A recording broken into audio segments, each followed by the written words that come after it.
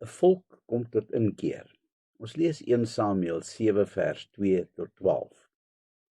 Die verbondsark was steeds in Kirjat Jearim, waar dit toe al 20 jaar lank staan.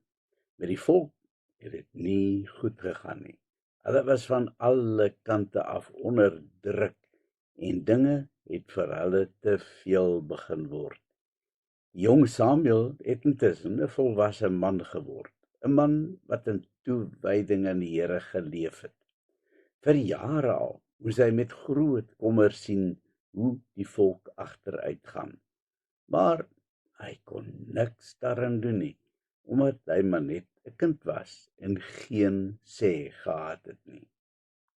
Uiteindelik kan hy egter nou sy stem laat hoor. En nou vertel hy die volk kaalkop die waarheid. Hierdie verdrukking waaroor julle so kerm, is net julle eie skuld. Is oor daai afgode wat julle aanbid.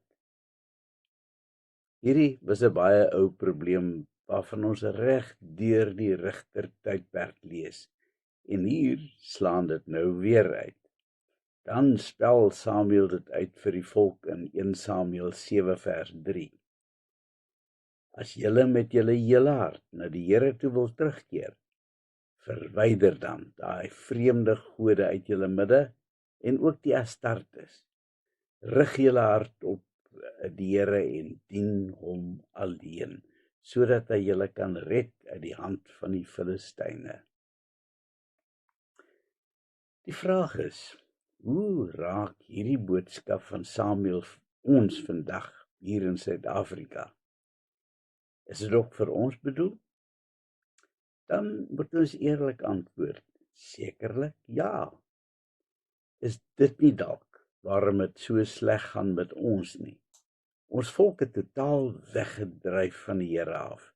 Nou praat ek nie met die magdom van ongelowiges wat 'n sweterjoel afgode aanbid nie, want nie een van hulle sal hierdie dagstukkie lees nie. Asook nie die Hindoes met hulle miljoene gode, moslems, voorvaderaanbidders en 'n sweterjoel ander oosterse gelowiges nie. Ons praat egter met gelowiges, want baie het weggedryf van die Here af. Talle gemeentes sterf 'n stadige dood, bloot omdat daar nie meer genoeg lidmate oorgebly het om die gemeente in stand te hou nie. Mense raak bloot uit die kerk uit weg. Dan is daar dikwels mense wat nog steeds lidmate in naam is, maar nie meer deelneem aan die werksaamhede van die gemeente nie.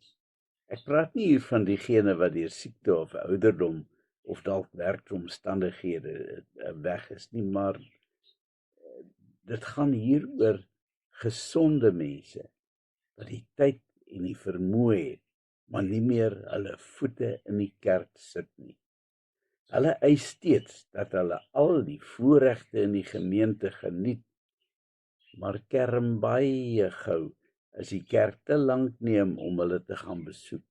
En gewoonlik is daar strenge kritiek oor die dominee, die kerkraad, die sang ensovoorts. Maar hulle is net nie meer betrokke nie. En dan vra ons nog waarom dit so sleg gaan met die land.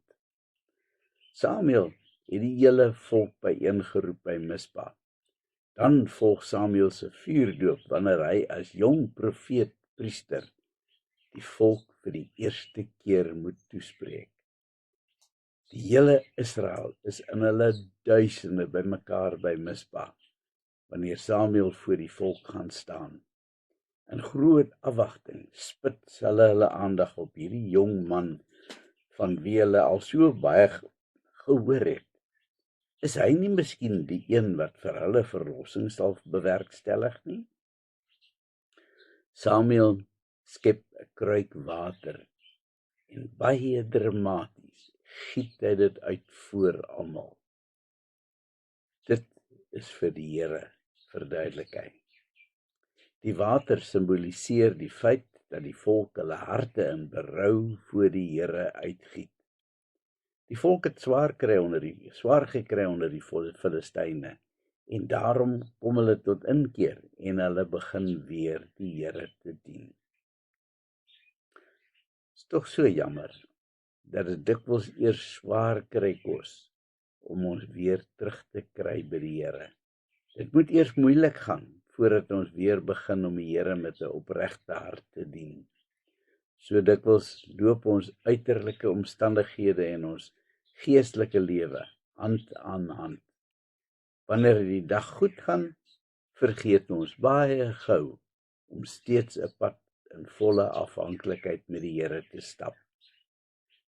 Die volksvergadering by Mispa is vir Israel nie alleen 'n godsdienstige byeenkoms nie, maar ook die begin van hulle verlossing.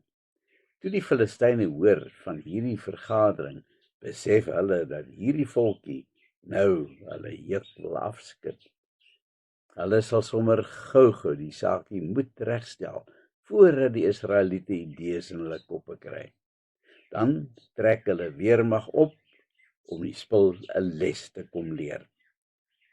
Samuel bring egter rustig 'n offer in die Here en hy bid dat die Here hulle uitkoms sal gee. Dan gebeur die wonder. 'n Ewige donderstorm bars los oor die Filistyne en dit veroorsaak grootskaalse verwarring onder die parate soldate. Die gevolg is dat die Israeliete die magtige Filistynse leer maklik verdryf en hulle totaal verslaan. Skielik is die bordjie verhang. Die Here het bewys dat dit nie die Israeliete se gevegskuns is wat die oorwinning gee nie, maar sy voorsiening. Hulle moet egter ook besef dat die Here van hulle verwag om ook hulle deel te doen. Hy gee wel die oorwinning, maar hulle moet dit finaliseer. So verwag die Here vandag van ons ook, om nie maar net gelate uit sy hand te ontvang nie, maar ons is sy hande en voete en mond hier op die aarde, en hy vra van ons om ons deel te doen. Kom ons bid. Here, vanoggend wil ek ons afvallige volk aan U opdra, dat ons weer na U sal terugkeer. Begin by ons gelowiges, Here, dat ons sal doen wat U van ons vra. Amen.